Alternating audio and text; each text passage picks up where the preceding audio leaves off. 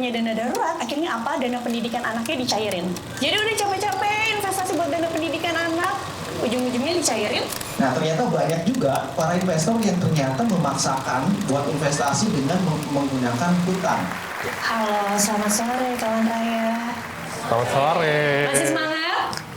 Kita mau ngomongin investasi, pasti udah pada nungguin kan? Kira-kira di momen kayak sekarang, investasinya yang oke apa? Bener nggak? Yes. Oke, jadi disimak ya. Oke, kalau panggilannya mana? Kawan Raya. Oke, Kawan Raya. Halo, selamat sore. Masih semangat nggak nih kira-kira? Tadi kan udah ngobrolin mengenai budgeting gitu ya, pengaturan.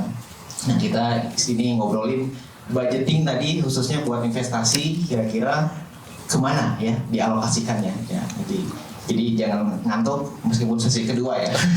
Biasanya jam-jam yang habis mau jam pulang kantor nih jadi ngantuk biasanya ya. Semoga semangat semua ya. Benar. Jadi kita bakal belajar investasi in this economy gitu ya. Nah, Kak Olivia Louis mungkin boleh nih diperkenalkan dulu background Kak Olivia Louis sendiri ke kawan Raya semua nih. Oke, halo kawan Raya, saya Olivia Louis, saya seorang perencana keuangan, saya juga investor di pasar saham. Jadi nanti kalau mau tanya-tanya boleh. Terus juga saya dulu pernah bekerja di CNBC Indonesia sebagai analis, and then sekarang fokus jadi content creator. Wah, berarti ini boleh tepuk tangannya dulu, berarti konten-kontennya bisa kita lihat di media sosialnya Kak Olivia. Boleh, gitu ya? kalau mau follow di Instagram aku Olivia Louis 04. Tuh, berarti di sana kontennya apa nih Kak yang suka dibagikan? Aku lebih banyak saham sih, nggak cuma saham, investasi lebih banyak, investasi proteksi gitu. Oke, jadi lebih mudah lagi tuh kawan Raya kalau mau belajar investasi bisa langsung masuk ke page-nya Kak Olivia Louis. Salam kenal Kak Olivia. Boleh Mas Kori juga mungkin diperkenalkan nih ke kawan Raya semua. Oke, terima kasih. Perkenalkan ya, saya Kori Agung Ramdhani. Saat ini mungkin sebagai praktisi di pasar modal ya. Saat ini bekerja di BRI Dana Reksa Sekuritas. Ada yang sudah jadi nasabah sini mungkin pengen tahu? Wow. Lumayan. Wah, banyak. Ada lagi? Jadi kebanyakan masih belum ya. Nah nanti kita sekalian berkenalan gitu ya. Nah sehari-hari memang saya lebih fokus untuk menyediakan informasi dari sisi rekomendasi ya. Jadi buat Bapak Ibu yang mungkin sudah jadi nasabah, tentunya akan sering melihat ulasan-ulasan tentang pasar ya di setiap harinya. Nah itu tim saya yang membuat atau memproduksi mengenai informasi dan rekomendasi. Lalu kemudian kegiatan edukasi. Ya, jadi kalau misalkan ada kegiatan edukasi yang dilakukan oleh BRI Dana Reksa Sekuritas itu juga dari tim saya gitu. Jadi memang saat ini fokus untuk ke nasabah yang retail gitu ya, atau individu. Ya, itu aja mungkin. Terima kasih. Oke, jadi kalau kawan Raya sering lihat gitu ya, Bang Raya sama BRI Dana Reksa Sekuritas ini suka live Instagram juga gitu setiap hari Kamis. Jadi bisa kawan Raya follow juga Instagramnya BRI Dana Reksa Sekuritas buat tahu update soal investasi yang lagi hype sekarang nih, apa ada juga kondisi pasar saham. Oke, langsung aja nih ke pertanyaan pertama. Aku mau nanya ke Kak Olivia sebetulnya. Apakah kita harus menyisakan sebagian pendapatan kita untuk investasi? Itu pasti penting juga ya. Bagaimana cara memilih instrumen investasi yang tepat sesuai dengan kondisi keuangan atau pendapatan yang kita peroleh? Oke, terima kasih. By the way, mohon maaf, ini slide-nya buat nanti ya pertanyaan selanjutnya. Oke, nggak apa-apa. Menjawab pertanyaan ya terkait apakah kita perlu menyisihkan untuk berinvestasi, tentu aja. Kalau kita ngomongin perencanaan keuangan atau pengelolaan keuangan, itu kan ada yang namanya piramida keuangan ya. Jadi piramida keuangan itu ada level-levelnya. Nah, tapi sebelum kita masuk ke investasi, kita tuh harus kuatin dulu fondasinya. Tadi juga udah sempat disampaikan sama Mbak Prita. Fondasinya tuh apa sih yang paling penting? Pertama, kebutuhan pokoknya harus terpenuhi dulu. Jangan sampai gara-gara maksa investasi yang lain-lainnya tuh jadi berkurang gitu, terutama yang punya anak nih. Jangan karena maksa investasi tapi gizi anaknya jadi berkurang, benar nggak? Betul. Dan lain-lain gitu. Jadi pertama adalah punya pendapatan, itu harus kebutuhan pokoknya dulu. Nah, kalau mau investasi otomatis harus surplus budgeting dulu nggak? Yes. Ya kan, jangan lebih besar pasak daripada tiang. Itu dulu. Surplus budgeting artinya baru ada sisa. Nah, dari ada sisa selanjutnya adalah level keduanya ya, fondasi keduanya adalah proteksi dulu. Kawan Raya, proteksi itu apa sih? Askes. Jadi kalau dirasa BPJS aja udah cukup itu nggak apa-apa banget. Kenapa? Supaya nih, apalagi yang udah berkeluarga ya, kalau anak sakit, kalau istri sakit, terus juga apalagi yang sandwich generation, orang tua sakit nggak sampai ngutang gitu. Nah baru investasi itu adanya di level ketiga dari piramida perencanaan keuangan gitu. Jadi fondasinya dulu harus terpenuhi, baru ke investasi. Nah tadi juga saran dari Mas Farad itu bagus banget ya. Apa tadi yang anggap aja uang parkir gitu ya. Yes, seharinya 5.000. Betul. Mulai dari kecil dulu. Apakah kita kalau investasi harus 10% per bulan gitu dari pendapatan kita, tergantung kondisi keuangan kita di mana. Jadi kita sadar dulu. Tapi kalau misalnya income-nya yang memang sudah cukup, ya minimum itu 10% harus dipaksain. Bahkan kalau misalnya mau ngejar sampai ke tujuan keuangan tertentu itu harus 20% gitu.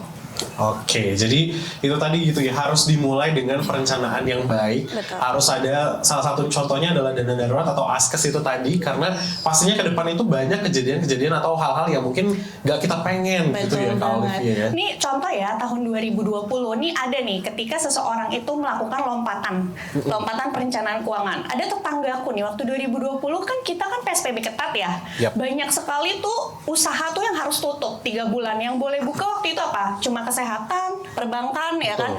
Tetanggaku nih punya bengkel gitu ya, bengkel mobil tuh harus tutup. Karena nggak punya dana darurat, akhirnya apa? Dana pendidikan anaknya dicairin. Jadi udah capek-capek investasi buat dana pendidikan anak, ujung-ujungnya dicairin cuma untuk dana darurat gitu.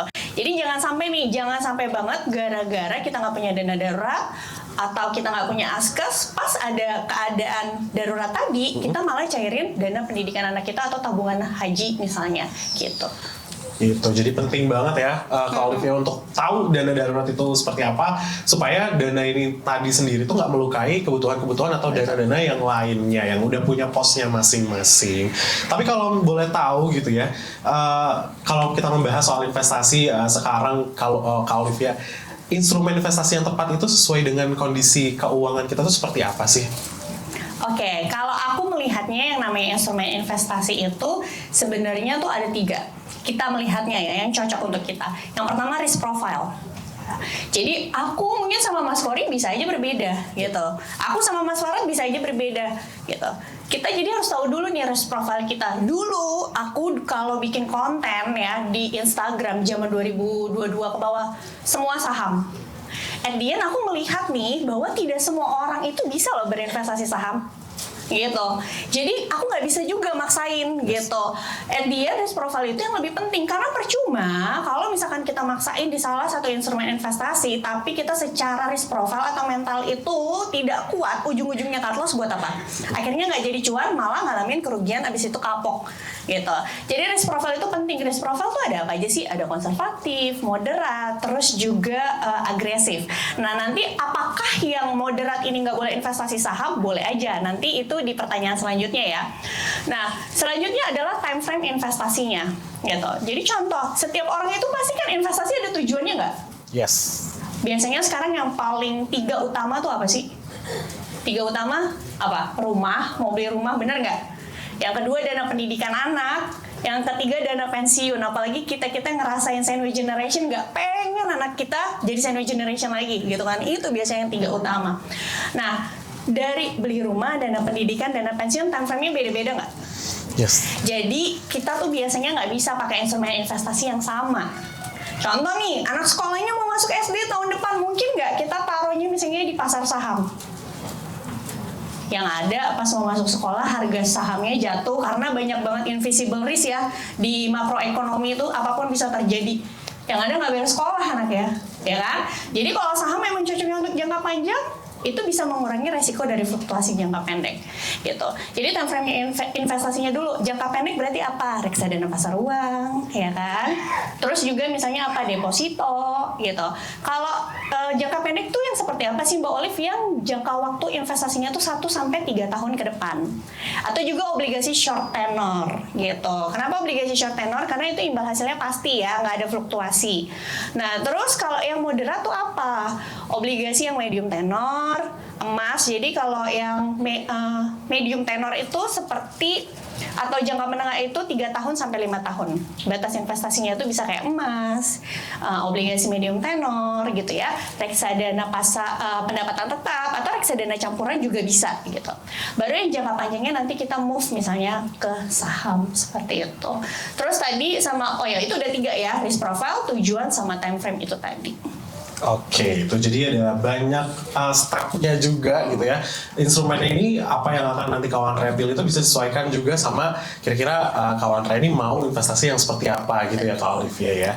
Oke, untuk Mas Kori nih, kalau misalkan kita ngomongin investasi gitu ya, seperti yang kita ketahui bahwa jenis-jenis investasi itu kan beragam pastinya.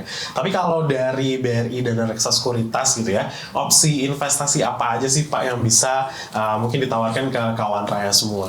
Nah, jadi kita memang saat ini mempunyai 3 produk ya, 3 produk utama yang ada di pasar modal, yaitu ada produk saham, kemudian ada reksadana dan juga obligasi.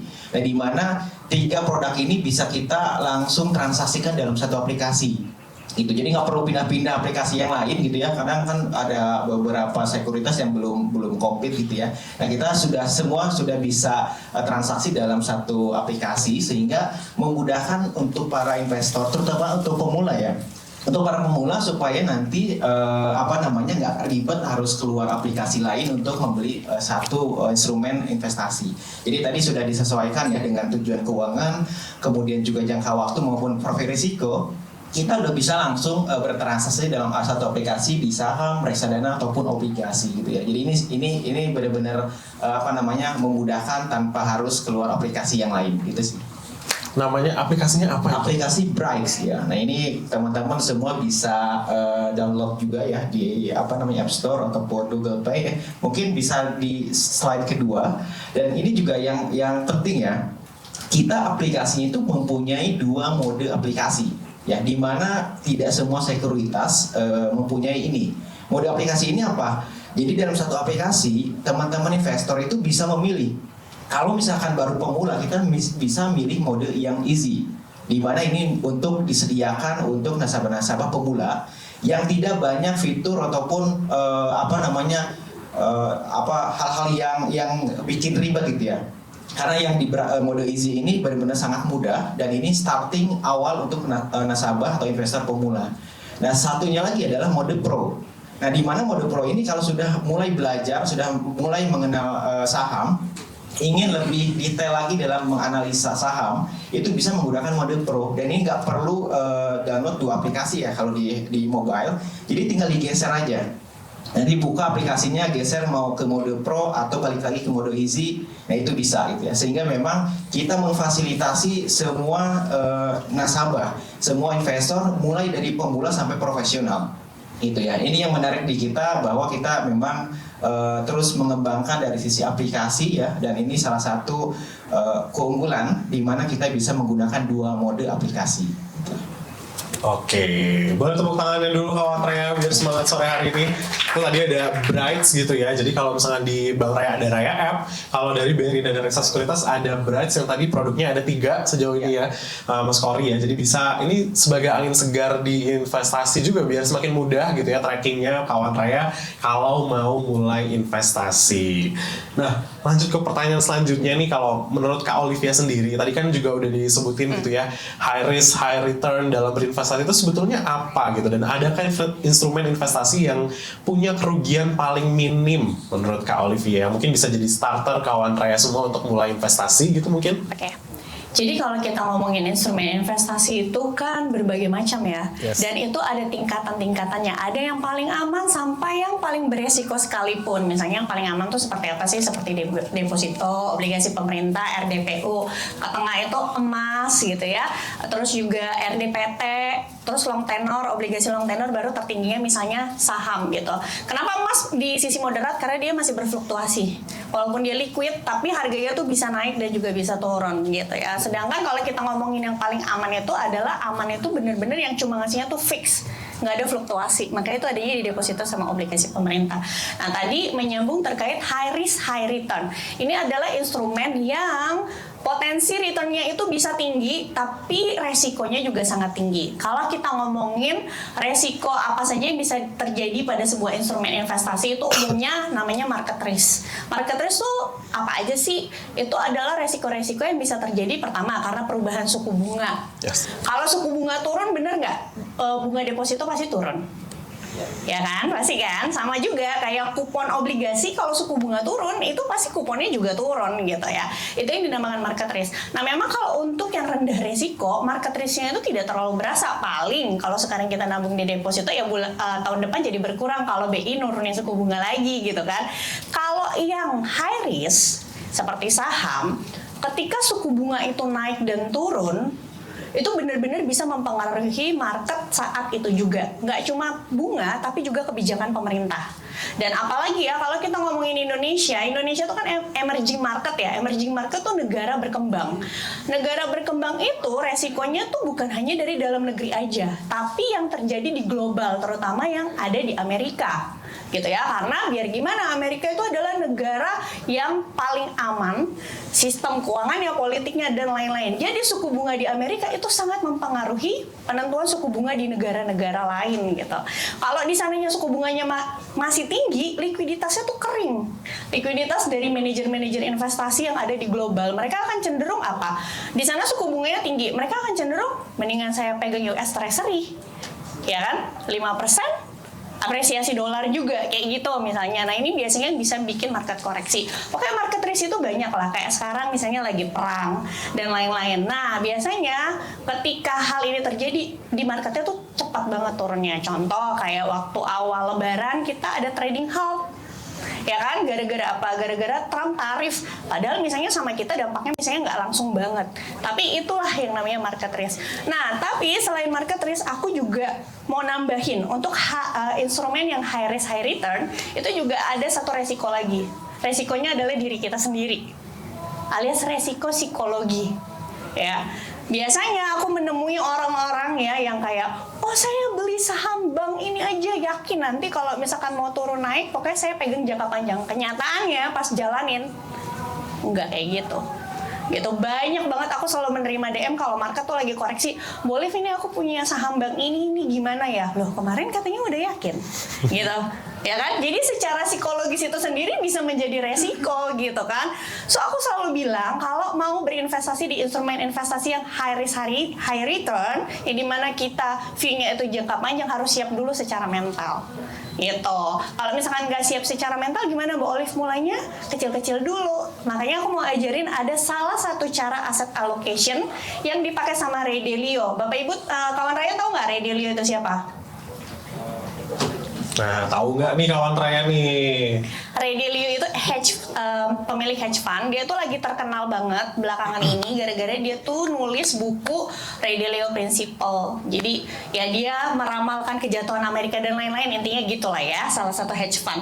Nah ini adalah aset alokasi yang dipakai sama perusahaan hedge fund-nya, yang dia bilang bahwa cara diversifikasi aset seperti ini itu bisa tahan baik di ekonomi baik dan juga ekonomi sedang buruk. Bisa ditampilin? Jadi mungkin kawan Raya bisa contek cara si hedge fund ini diversifikasi aset. Ya. Sebentar agak nggak kelihatan karena mata aku minus. Boleh nggak aku ke situ? Boleh. Mohon maaf ya, mata aku minus soalnya. Oke, jadi ini strategi alokasi aset ala Bridgewater. Sebenarnya alokasi aset itu macam-macam caranya, cuma menurut aku ini untuk mereka-mereka yang masih awam masih oke untuk diikutin. Oke? Atau mereka-mereka yang risk profile-nya moderat masih oke untuk diikutin. Pertama, 40% dana investasi kita kan, kita kalau ngomongin dana investasi tuh bukan semua uang kita ya, kawan Raya ya. Karena kan balik lagi, kita harus pisahin mana dana darurat, mana kebutuhan pokok, ya kan? Mana kantong investasi. Jadi yang dimaksud di sini adalah cuma uang kantong investasi kita. Contoh nih, saya punya warisan nih, dapat warisan 100 juta. Itu yang mau diinvestasiin. Maka ini maksudnya 100 juta dibagi kayak gini. Oke? Atau misalnya saya dapat bonus dari kantor 3 kali gaji. 80%-nya mau diinvestasiin. Maka dari 80% dana itu yang dibagi seperti ini. Oke, paham ya? Jadi kita masuk paling pertama adalah obligasi jangka panjang. Obligasi pemerintah ya. Berapa? 40%. Tujuannya untuk apa? Stabilitas saat inflasi rendah, tapi memang pertumbuhannya lambat. Kalau kita ngomongin obligasi pemerintah, imbal hasilnya pasti ya. Walaupun sebenarnya obligasi pemerintah tuh bisa ditradingin loh, kawan raya, tapi kita nggak nyari tradingan itu, kita nyarinya adalah imbal hasil yang pasti. Beberapa waktu lalu obligasi jangka panjang di Indonesia yang pemerintah itu bisa 7%. Karena sekarang suku bunga udah turun aja, udah turun ke angka 6,7% yieldnya gitu. Jadi menarik kan? Yang kedua, obligasi jangka pendek. Oke? Obligasi jangka pendek itu yang gimana? Yang tenornya maksimum 2 tahun. Kan kalau kita ngomongin obligasi pemerintah, ada yang bisa kita beli di secondary market kan, kayak FR, PBS gitu. Nah ini, cari yang tenornya maksimum 2 tahun, oke? Yang ketiga, saham. Balik lagi karena dia hedge fund, kemampuan analisa terhadap sahamnya udah lebih baik. Jadi makanya porsinya mungkin lebih gede. Tapi untuk kawan raya yang masih pemahaman investasi sahamnya itu masih minim, bisa ditukar aja sama emas. Jadi emasnya, logam mulianya atau emas digital apapun itu di 30%, oke? Yang bawahnya baru emas. Nah ini bisa ditukar, misalnya saham di bawah. Nanti seiring berjalannya waktu, kalau udah makin paham terhadap instrumen investasi emas dan mentalnya udah lebih kuat ngelihat naik turunnya pasar saham, baru porsinya pelan-pelan dinaikin, gitu. Oke, boleh tepuk tangannya dong kawan raya. Wah ini keren banget. Sudah ada persentasenya gitu ya Kak Olivia. Jadi high risk high return itu satu instrumen yang resikonya besar, tapi keuntungannya juga besar. Betul. Gitu ya. Jadi kalau kita paham, sebenarnya kita bisa loh dapetin keuntungan yang besar. Selain paham, sama kuat mental. Oh ya, aku mau nambahin dikit nih. Yep. Pas banget tadi kan Mas Kori juga ada sampaikan di aplikasinya Brights itu satu aplikasi bisa semuanya. Lihat deh, ini kan ada beberapa instrumen investasi yang sebenarnya bisa dibeli di Brights tadi. Nah, ada cara kedua juga sebenarnya gini. Kalau kita ngelihat ya, kayak sekarang nih, misalnya pasar sahamnya kan lagi koreksi nih sekarang. Bisa lebih agresif. Misalnya uang kita yang tadi ada di reksadana pasar uang, kita gampang switch-nya kalau dalam satu aplikasi, bener nggak? Yes. Terus kalau misalnya IHSG-nya lagi bullish banget, lagi di top-topnya, kita justru bisa switching, melakukan taking profit, simpan lagi di reksadana pasar uang, bener nggak? Iya gitu. Gitu, jadi sudah semakin mudah gitu ya. Makanya pakai Brights gitu tadi. Tapi kalau boleh tahu gitu, tadi udah dikasih tahu juga di sini ada alokasinya masing-masing. Jadi nanti semakin kawan raya paham dengan satu instrumen investasi atau yang lainnya, itu alokasinya juga bisa lebih semakin tinggi gitu. Betul. Ya Kak Olivia ya. Tapi kalau misalnya boleh tahu mungkin Mas Kori gitu ya, dalam melakukan pembelian dari masing-masing instrumen gitu investasi yang ada, contohnya yang ada di Brights gitu, ada nggak sih tips dan trik yang bisa di-share sama Mas Kori supaya kita bisa nggak dapat kerugian dalam melakukan investasi tadi? Iya, ini jadi hal yang penting ya, karena biasanya tadi kan kita mengenal istilah investasi itu high risk high return gitu ya. Nah terkadang banyak investor yang pengennya returnnya setinggi-tingginya, risikonya sekecil-kecilnya. Itu agak susah ya. Kalau kayak gitu kayaknya mungkin kita sedekah aja kali ya. Kalau sedekah itu udah pasti returnnya akan dibalas berkali lipat gitu ya. Tapi kalau kita ngomongin finansial produk keuangan gitu ya, atau produk instrumen investasi, itu selalu prinsip high risk high return.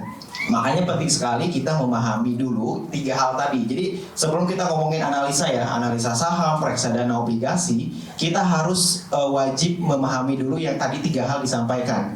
Profil risiko, kemudian juga jangka waktu, sama tujuannya. Gitu ya. Jadi itu akan sangat menentukan pemilihan produknya. Karena tidak mungkin ya, misalkan gini, terkadang kita terlalu ingin cepat untung gitu ya. Misalkan kita punya dana untuk menikah, tapi disimpan di saham. Kayaknya bisa 1 tahun lagi. Nah bisa-bisa ini real ya. Waktu itu saya punya satu klien yang mana uang pernikahannya itu dimasukin ke dalam saham. Ya, tapi jangka waktunya hanya 1 tahun. Jadi tahun depan nih dia nikah. Jadi dia merasa bahwa uangnya kayaknya diputerin dulu deh di saham. Gitu ya. Pada saat itu ternyata sahamnya turun gitu ya. Sahamnya turun dan akhirnya dia pun juga menikahnya tidak jadi. Itu real story ya. Dan itu banyak sekali yang terjadi seperti itu. Atau bahkan ada satu momen di mana uangnya itu tadi disampaikan bahwa harus uang yang dingin ya. uang kelebihan yang memang sudah semua kebutuhan terpenuhi. Nah ternyata banyak juga para investor yang ternyata memaksakan buat investasi dengan menggunakan hutang. Hutangnya apa? Hutang yang menggadaikan SK misalkan buat PNS ya, misal. Atau hutang yang memang hutang ke bank. Nah itu akan sangat berisiko gitu ya, dan itu tidak disarankan. Sehingga memang investasi ini sebelum kita berbicara analisa harus dipahami terlebih dahulu 3 hal tadi. Nah kita masuk ke dalam analisa ya. Mungkin next slide ada. Next. Nah, sebelumnya ya. Untuk sebelum menganalisa, kita harus memahami dulu bahwa dari investasi itu ada beberapa prinsip dasar yang harus kita pahami ya. Pertama itu mulai sejak dini. Jadi berinvestasi itu semakin cepat akan semakin besar manfaat secara jangka panjang. Jadi kalau kita ngomong Warren Buffett ya, dia bilang yang sampai sekarang dia berinvestasi. Nah dia berinvestasi mulai dari usia 14 tahun kalau nggak salah ya, dan dia bilang bahwa dia menyesal dan terlambat mengenal investasi. Nah Bapak Ibu di sini berapa usianya yang paling ini? Nah kita harus ini ya, harus mulai gitu. Dia 14 tahun aja merasa telat. Nah ini pertanyaan kita, jadi harus mulai sejak dini mungkin untuk berinvestasi. Kemudian yang kedua adalah tadi kenali profil risiko, konservatif, moderat, dan juga agresif. Caranya gimana? Kita punya aplikasi di website, bukan aplikasi ya. Ada website kita untuk mencari kita ini sebenarnya profil risikonya itu agresif ataupun moderat atau konservatif. Nah itu bisa. Nanti ada kalkulatornya, kita bisa ngetes sendiri, gitu ya. Kemudian harus diversifikasi porto itu sangat penting. Tadi sesuai dengan adanya alokasi ya. Karena diversifikasi ini membuat portofolio kita, kinerja kita tuh lebih optimal karena kita bisa menyebar risiko ke berbagai aset. Ya, jadi diversifikasi ini kita bisa atur apakah diversifikasi industri, yang mana kalau kita misalkan ngomongin saham aja, kita harus diatur apakah kita beli sahamnya perbankan, consumer, atau properti. Nah itu kita bisa diversifikasi dari sisi industri, atau diversifikasi dari aset. Kelas aset ya, tadi ya ada reksadana, kemudian juga ada saham, emas, lalu obligasi gitu. Nah kita bisa diversifikasi dari kelas aset. Lalu kemudian konsistensi, di mana investasi itu akan lebih maksimal ketika kita mulai sejak dini dan konsisten melakukan investasi. Jadi nggak cuma sekali udah selesai 10 tahun gak ngapa-ngapain lagi. Ada baiknya kita rutin untuk melakukan investasi. Nah dengan rutin ini tentunya akan memberikan manfaat secara jangka panjang. Tipsnya ini penting juga, setelah kita tadi memahami tujuan keuangan, kita juga harus memahami bahwa tujuan kita investasi di saham itu biasanya kita mengenal ada 2 istilah ya. Istilah yang utama itu ada trading atau investing. Jadi Bapak Ibu yang pemula jangan berpikir bahwa saham itu semuanya trading, semuanya harus dipantau setiap hari. Karena sibuk dan nggak bisa mantau, akhirnya nggak investasi. Enggak. Di saham pun juga kita bisa menjadi seorang investing atau investor jangka panjang. Nah, yang mana perbedaannya itu adalah kalau trading itu dia prinsipnya adalah buy dan sell, jual dan beli. Jadi dia memanfaatkan selisih harga beli dan harga jual. Sehingga ini memang perlu waktu, perlu frekuensi yang lebih sering ya untuk mantau market atau mantau pasar. Kemudian juga untuk investing ini buy and hold. Jadi kita beli dan disimpan aja jangka panjang. Beli disimpan gitu ya. Ini investing. Dan ini jangka pendek, jangka panjang. Dan kalau trading biasanya fokusnya ke pergerakan harga, makanya harus dipantau. Jangan kita beli saham yang aktif tapi kita tiba-tiba pergi liburan, ya pas dilihat harga sahamnya udah turun. Nah itu jangan. Tapi kalau investing dia akan fokus ke kinerja keuangan perusahaan karena secara jangka panjang gitu ya, sehingga dia memang melihat kinerja gitu ya. Lalu kemudian biasanya trading itu menggunakan technical, kalau investing biasanya yang paling utama adalah menggunakan analisa fundamental. Next slide-nya ini cara nextnya mungkin. Oke. Ya, dari analisa teknikal gitu ya. Nah ini kalau kita ngomongin analisa, kita bisa membagi 2 analisa. Jadi biasanya investor itu kan gimana sih cara mencari saham yang potensi gitu ya? Apakah ngelihat influencer, pom-pom lah ibaratnya gitu ya, ngomongin saham A terus kita ikuti? Nah itu jangan seperti itu. Karena ada 2 pendekatan yang biasa dilakukan oleh para investor. Technical dan fundamental. Kalau technical itu kita fokusnya pergerakan harga saham. Jadi kita melihat pergerakan harga saham dalam periode tertentu ya. Dan untuk memprediksi ke depannya mau kemana arahnya. Ya, jadi bisa menggunakan trennya, trend line-nya seperti apa, kemudian indikator, support resistennya, dan juga ada pola-pola pergerakan harga atau chart pattern. Kemudian yang kedua analisa fundamental, nextnya. Fundamental sendiri ini lebih fokus untuk menilai kinerja perusahaan. Ya, jadi kinerja perusahaan dari sisi labanya, laba bersihnya. Contoh, ada yang tahu Bank Raya ini kode sahamnya apa? Agro. Oke, siapa yang punya saham Agro di sini? Ada yang punya saham Agro ya. Nah, berarti ini tamu terhormat nih, pemegang saham Agro ya, pemegang saham Agro. Nah, contohnya ya, kita melihat saham Agro. Ini Agro ini adalah bank digital miliknya Bank BRI. Yang mana Bank BRI ini adalah perusahaan yang besar dengan laba bersih paling besar ya di tahun 2024. 60 triliun itu laba bersih Bank BRI. Nah, ini salah satu anak perusahaannya yang Agro gitu ya. Dan kinerjanya juga bagus gitu. Ngelihat dari sisi kinerja, kemudian rasio keuangannya. Ya, jadi ngelihat apakah harga saat ini tuh murah atau mahal gitu ya. Kita melihat dari sisi itu, manajemennya pun juga kita dicek karena penting sekali ya. Kenapa yang sering di luar negeri itu kalau RUPS itu rame ya. Karena itu jadi satu momen di mana kita sebagai pemegang saham bisa langsung berdiskusi dengan pihak manajemen. Jadi kita bisa tahu mereka seperti apa, arahnya kemana gitu ya. Itu sangat penting. Dan juga kita melihat dari sisi industri ataupun makronya ya secara keseluruhan. Nah, paling secara singkat seperti itu ya. Dan memang ini yang perlu kita pahami terlebih dahulu karena beli saham itu memang high risk high return ya. Jadi ada risiko yang perlu kita ukur ya. Tapi yang paling penting adalah bagaimana risiko itu kita bisa minimalisir. Nah, itu yang menarik di saham ya. Untung kita bisa tinggi, risiko kita bisa minimalisir. Ya, seperti itu. Oke, itu tadi ada beberapa langkah-langkahnya gitu ya sebelum kita membeli instrumen investasi. Salah satunya adalah saham, yang pastinya banyak yang harus kita lakukan. Tapi Mas Kory kalau boleh tahu, boleh nggak sih nih kita diajarin juga Kak Olivia gitu ya untuk gimana caranya membaca grafik saham salah satunya, atau membeli instrumen saham di aplikasi Brights. Oke, nah ini sebenarnya poin pentingnya ya. Kalau kita ngomongin technical sebenarnya susah-susah gampang gitu ya, susah-susah gampang. Kadang ada yang nggak mau belajar gitu ya, pengennya langsung ngelihat rekomendasi. Nah, kalau kita mau belajar, yang pertama kita harus memahami dulu dari sisi tren ya. Jadi ketika kita melihat harga saham ya, kita lihat dulu trennya, tren secara jangka panjangnya itu naik, turun, atau sideways, konsolidasi, tidak bergerak kemana-mana gitu ya. Nah, itu yang pertama, kita ngelihat trennya. Wah, trennya ini lagi naik nih atau lagi turun gitu ya. Kemudian kita bisa menggunakan bantuan indikator.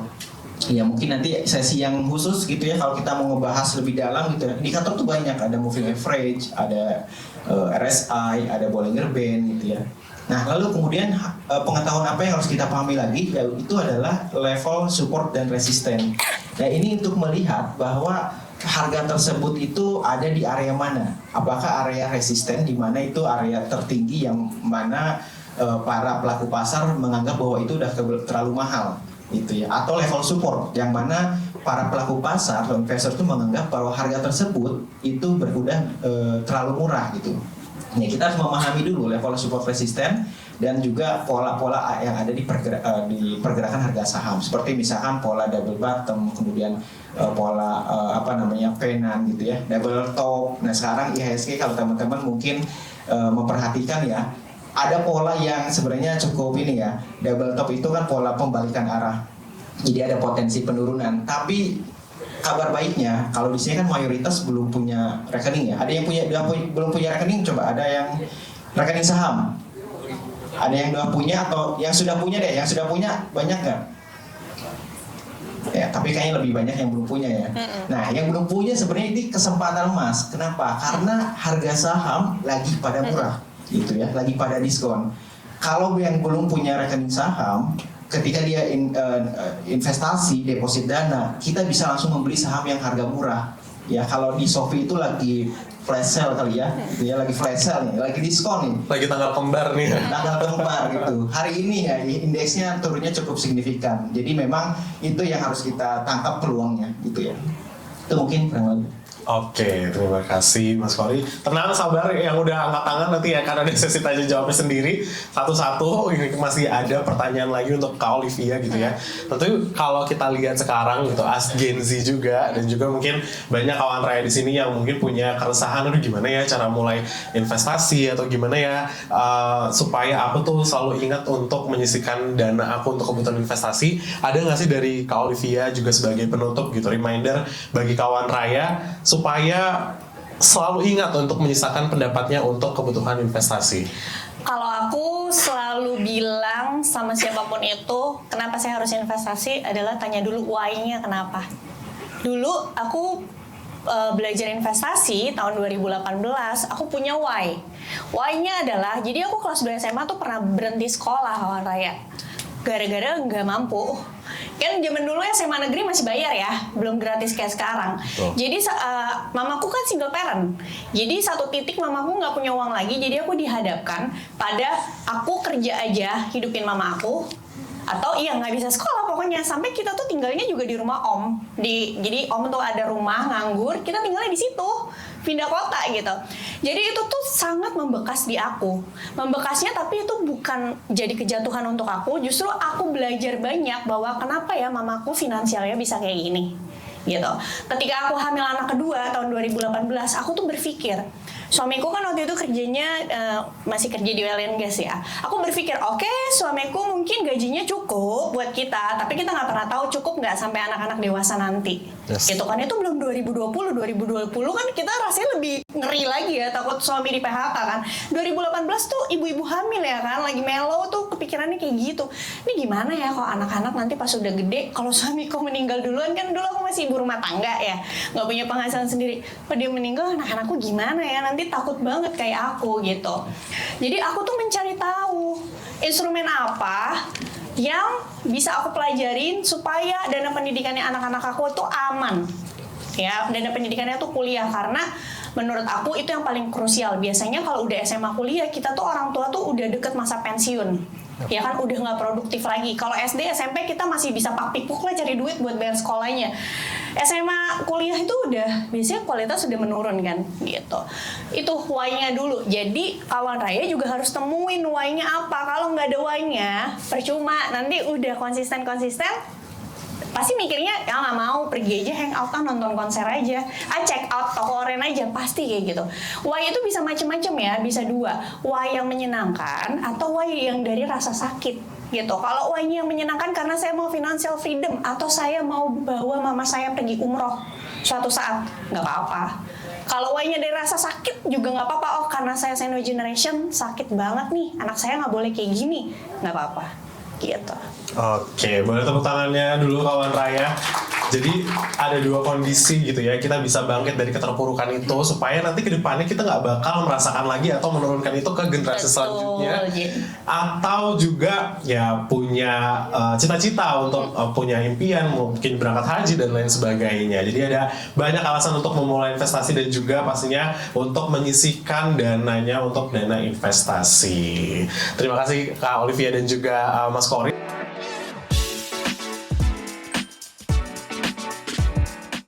Rayakanlah